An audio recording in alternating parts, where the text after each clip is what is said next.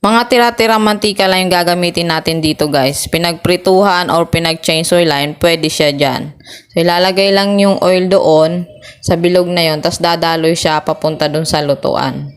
So kapag may oil na yan, sisindihan natin na siya, pero gagamit tayo ng papel para mas mabilis na sumindi yung apoy niya.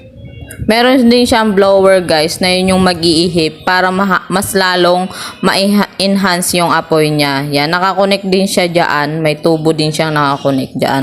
Maganda siyang substitute guys sa gumagamit ng mga gasol or kaya uling. Yan, napaka-easy lang niyang gamitin at the same time tipid pa. Lalo na kung marami kayong mga used oil dyan. Note lang pala guys, pag sasalang nyo na yung kaldero nyo, siguraduhin wala na yung papel para hindi maulingan yung kaldero. Kasi kapag yung baga na talaga niya yung nandyan, na galing dun sa mantika, hindi naman siya mag-uuli.